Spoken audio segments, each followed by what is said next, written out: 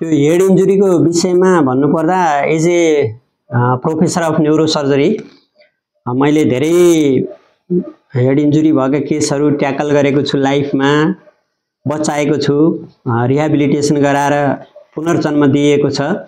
र यो old head इन्जुरीको related डेको उपलक्ष्यमा म के भन्न चाहन्छु भने हेड इन्जुरीमा टाइम असाध्यै इम्पोर्टेन्ट हुन्छ। यति इम्पोर्टेन्ट हुन्छ कि मिली सेकेन्डको पनि भ्यालु हुन्छ। जति छिटो उपचार गर्यो त्यति ब्रेन सेलहरू डेड हुन पाउँदैन। त्यसैले मिली सेकेन्डको पनि महत्त्व हामीले बुझ्नुपर्छ।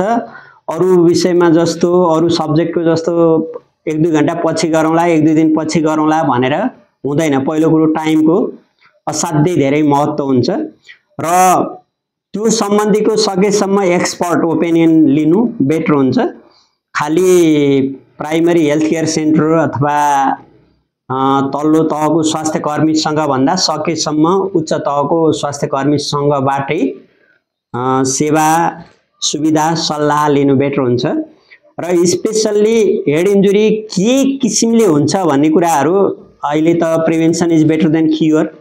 त्यसैले अब प्रिभेन्सनतिरै लाग्नुपर्ने हुन्छ। म्याक्सिमम हेड इन्जुरी भनेको रोड ट्राफिक एक्सिडेन्ट, त्यस्तै ब्लास्ट इन्जुरी, त्यस्तै अब हाम्रो देशमा पहाडबाट भिरबाट लड्ने, रुखबाट खस्ने फल इन्जुरी र त्यस्तै गरेर एथलेट्सहरूसँग रिलेटेड खेलकुदमा हुने इन्जुरीहरू, ब्लन्ट इन्जुरीहरूदेखि लिएर अब कति ठाउँमा मिसाइल इन्जुरीहरू, त्यो इन्जुरीहरू प्लस अब एक्सप्लोजन भएर कुनै विस्फोटमा परेर हुने इन्जुरीहरू र यी विभिन्न किसिमको जुनसुकै कारणले इन्जुरी भए तापनि ब्रेन र नर्भ्समा हुने इन्जुरीहरू अब ज्यानै लिने किसिमको अथवा रेसिडुअल प्यारालाइसिस, अपाङ्ग हुने, कसैको आवाज जाने, कसैको हात खुट्टा नचल्ने अथवा पर्सिस्टेन्ट भेजिटेटिभ स्टेट भन्ने सास मात्रै फेर्ने, खासै अरू त्यो भन्दा बढी उपलब्धि नहुने किसिमको स्टेट पनि आएको कति पाइन्छ।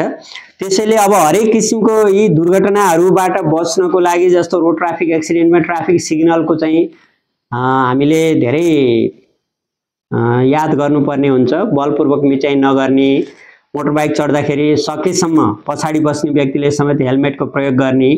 अब नेपालमा पनि पछाडि बस्नेलाई अनिवार्य हेलमेट चाहिँ लगाउनै पर्छ भन्ने किसिमको कानुन बन्दैछ।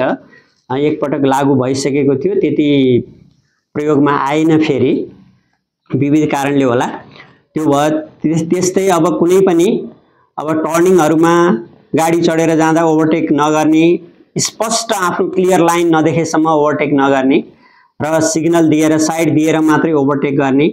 त्यसपछि कहाँ के हुँदैछ, कुनै पनि देशमा जानु छ भने त्यहाँ वार भइरहेको छ कि, जस्तो अब अहिले त विभिन्न कन्ट्रीहरूको वारको बारेमा नि हामीहरू अभ्यस्त भइसक्यौँ सुन्दा सुन्दै।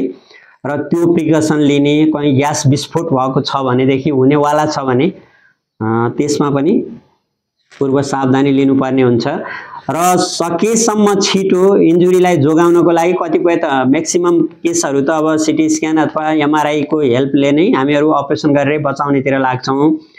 र अब भइसकेपछि पनि बचेको मान्छेलाई जसरी बचाउन सकियो त्यसपछि रिहेबिलिटेसन गर्नको लागि फिजियोथेरापी भयो, अब साइकोसोसियल सपोर्ट भयो र अब जस्तो अब फेमिलीको भयो, फिजिसियनको भयो, सोसाइटीको भयो र अरू सर्वत्र मान्छेहरूको एउटा मोरल सपोर्ट, मोरल बुस्ट गर्ने टाइपको त्यो पेसेन्ट जो मान्छे सफरर हुनुहुन्छ उहाँलाई तपाईलाई कुनै किसिमको चाहिँ नराम्रो रहँदैन, राम्रो हुन्छ भनेर आत्मविश्वास दिने किसिमको कुराहरू सुनाउनु पर्ने हुन्छ। कति अब म्युजिक थेरापी, म्युजिक सुनाएर पनि, म्युजिकको ट्युनहरू चेन्ज गरेर पनि अब मनोबल बढाउन सकिन्छ। अब अहिले त meditation as a lot of role भन्ने कन्सेप्ट आएको छ अब अहिले। जस्तो अब यो प्रिफ्रन्टल कर्टेक्स भन्ने हाम्रो जुन ब्रेनको एउटा एरिया हुन्छ त्यसले चाहिँ मेमोरीको लागि, रिकग्निसन गर्नको लागि, व्यक्ति चिन्नको लागि र पहिलाको घटनाहरूलाई रिकल गर्नको लागि एक्टिभेट गराउने मेडिटेसनको पनि ठुलो रोल छ यसमा। लामो सास लिएर मात्रै हुन्छ कि अथवा अरू किसिमको बिहेभियरल थेरापीले हुन्छ कि विभिन्न किसिमको एक्टिभिटिजहरुमा इन्भल्भ गराएर पनि रिहेबिलिटेसन र अब त्यो पोस्ट इन्सिडेन्ट अब त्यो घटना घटिसकेपछिको पूर्ववत नर्मल लाइफमा फर्कनको लागि सपोर्टिभ इभेन्टहरू तिनीहरू म्याक्सिमम युज गर्न सकिन्छ। र त्यसै सन्दर्भमा मैले इन जनरल र सर्टमा भन्दाखेरि time is very important, treatment is very important, rehabilitation is very important, psycho social counselling is very important. यी पार्ट्सहरूलाई एकत्र गरेर अगाडि बढ्ने हो भने हामीहरू एउटा सबल व्यक्तिलाई पुनर्लाइफ दिन पनि सक्षम हुन्छौँ र एउटा प्रोडक्टिभ लाइफ त्यो बिरामीको पुनर्जीवन दिएर प्रोडक्टिभ पहिलाको जस्तै प्रोडक्टिभ लाइफमा रिटर्न गराउन पनि सक्षम हुन्छौँ। यति भन्दै म बिदा हुन चाहन्छु। धन्यवाद।